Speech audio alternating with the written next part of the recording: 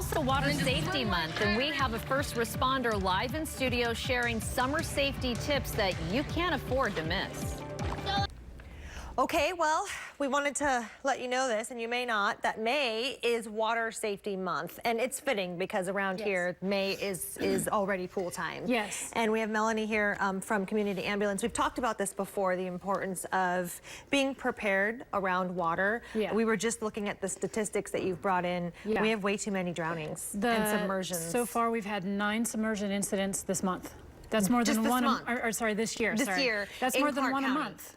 In Clark County alone. So when you say submersions, those aren't necessarily drownings, but kids near who are drownings. Near drownings. Near drownings. Okay. So a lot of times a submersion incident is not considered a drowning unless it's fatal. Okay. So we've had 9 in Clark County already. 7 of those were under 4 years old. Oh.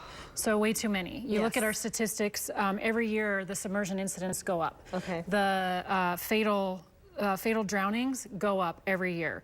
Last year it was 10, the year before it was 9. So they're going up, and people need to be aware, you know, ABCDs of drowning prevention. Yeah, let's talk about that. Adult supervision. You have to have a water watcher, somebody who's watching the kids at all times, not on a cell phone, not on a tablet, not distracted.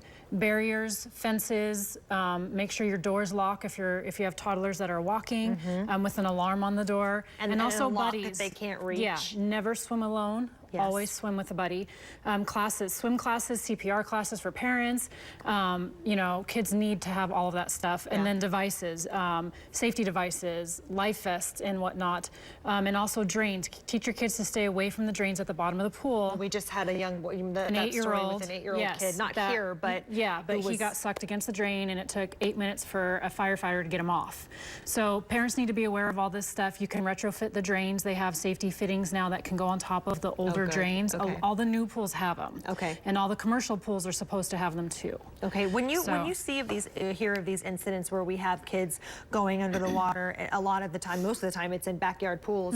Do you see a trend? Is it mostly people whose doors were unlocked, or people who didn't have a gate around, or is there? It's just somebody's not watching. The most recent one, there was a family reunion. And there was 20 people in the backyard, and kids were swimming, and somebody didn't notice the child was at the bottom of the pool because other kids were swimming over on top of it. Oh. And an adult finally realized that that child was down there for a while, and they had to pull him out of the bottom of the pool. Oh, that's so scary. Even with people around, especially if you're busy, if you're drinking alcohol and playing games and stuff, sometimes that could even be more distracting the more people you have, because everybody thinks that somebody's watching the kids. Definitely. Yeah. So it's just something you have to be aware of. Adult supervision is the most important part. Okay, we're running out of time, so I want to talk about boat safety, because that's another thing. Boat safety, always wear a life jacket. In the state of Nevada, anybody under the age of 13 by law has to have a life vest on when they're on any type of watercraft, whether it's a paddleboard, kayak. Under the age of 13. Under the 13 and below. Okay. So it could be any kind of watercraft whatsoever, it doesn't matter. You also need to always, if you're going out on like a ski boat, bring communication, bring a cell phone in case you have an emergency.